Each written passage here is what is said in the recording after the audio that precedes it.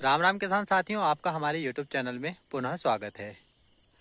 और किसान साथियों, आज हम धान के खेत में आए हैं और आज हम बात करेंगे कि धान की गरब पोटरा वाली अवस्था में हमें किन किन बातों का ख्याल रखना चाहिए।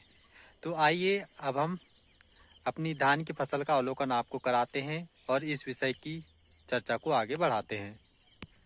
तो इस प्रकार किसान साथियों, हम अपने धान के खेत में आ गए हैं और आज हल्की बारिश हुई है, जो कि हमारी फसल के लिए सोने में सुहागा जैसी है, क्योंकि हमारी धान की फसल गर्भ पोटरे की अवस्था में है, जो कि यह धान का सबसे महत्वपूर्ण समय होता है और इस समय हमें सावधानी रखने की बहुत ज़्यादा आवश्यकता पड़ती है।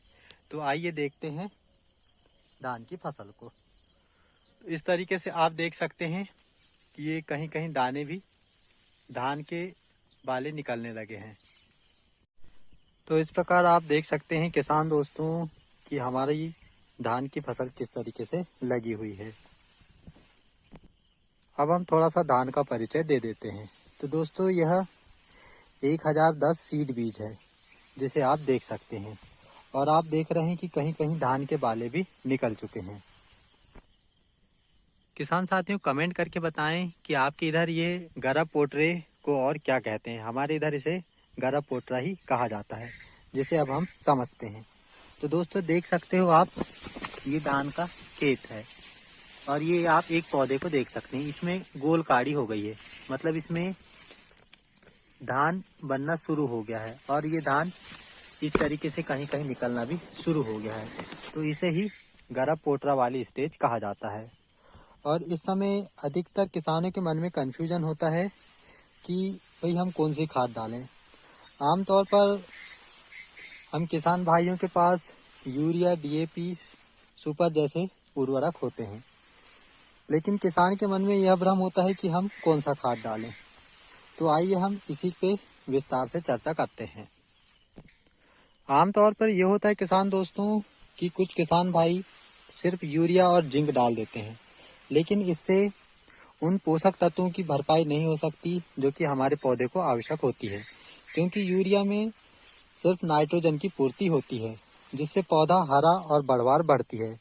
लेकिन ऐसे समय में हमें इसमें बढ़वार बढ़ाने के साथ साथ इसमें हमें उन पोषक तत्वों की भी आवश्यकता होती है, जिससे हमारे पौधे से निकलने वाला धान है, इसकी चमक और इसकी मोटाई अच्छे से बढ़े और ये चमकदार होए। तो इसके लिए दोस्तों हम एनपीके के रूप में खाद का इस्तेमाल कर सकते हैं, जिसमें नाइट्रोजन की भी पूर्ति हो जाती है और फास्फोरस और पोटेशियम जैसे पोषक तत्व भी हमें मिल जाते हैं। तो इस प्रकार हम अपनी फसल को एनपीके का उपयोग कर सकते हैं।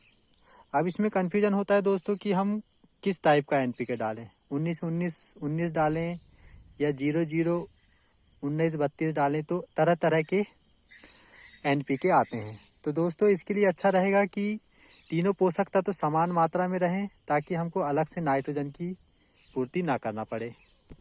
तो हम समान अनुपात वाले एनपीके का इस्तेमाल कर सकते हैं। और दोस्तों, बहुत अच्छा होगा अगर हमने मिट्टी का परीक्षण कराया है और उस हिसाब से हम उर्वरक डालते हैं, लेकिन आमतौर पे ज़्यादातर किसान मिट्टी का परीक्षण नहीं कराते हैं। अब हम समझने की कोशिश करते हैं कि आखिर हम एनपीके का ही इस्तेमाल क्यों करें। तो दोस्तों, एनपीके का इस्तेमाल करने का मेन कारण है कि इसमें पाए जाने वाले पोषक तत्वों की मात्रा, जिसमें नाइट्रोजन जो है वो पत्तियों में ऐसा हरापन लाता है। और जहाँ तक पोटेशियम की बात है, तो यह पोटेशियम स्टोमेटा के कार्य को कंट्रोल करता है। अब स्टोमेटा का कार्य क्या होता है, ये पत्ती है, अब इसमें छोटे छोटे रंध्र हैं जिससे ये श्वास लेते हैं, तो इसको कंट्रोल करेगा, जिससे ये कार्बन डाइऑक्साइड को खींचेगा और ऑक्सीजन को बाहर निकालेगा। तो इस प्रकार ये पौधे के स्टोमेटा वाले कार्य को कंट्रोल में रखता है। पोटेशियम का दूसरा फायदा यह है कि यह प्रोटीन बढ़ाने में सहायक होता है। अब पौधे को प्रोटीन मिलेगा तो स्वाभाविक सी बात है उसकी चमक अलग दिखाई देगी।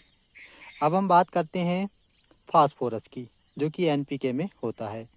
तो यह नए फूल और फूल फल बनाने में सहायक होगा। आप देख सकते हैं कि ये इस तरीके से पहले फूल लगा, फिर ये फल लगेगा, तो ये कौन पूर्ति करेगा, फास्फोरस पूर्ति करेगा।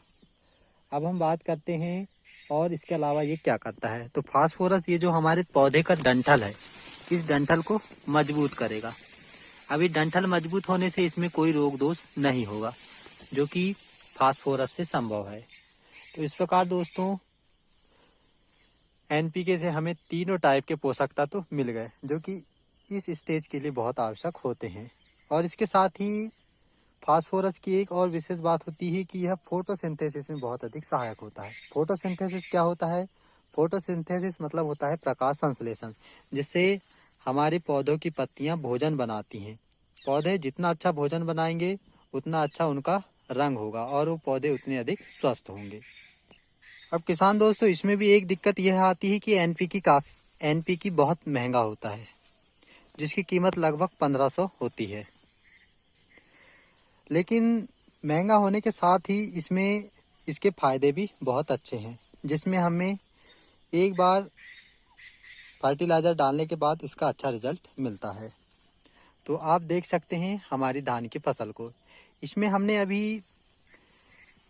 एनपीके का इस्तेमाल नहीं किया है, क्योंकि हमारे पास पानी की उपलब्धता उतनी अधिक नहीं है।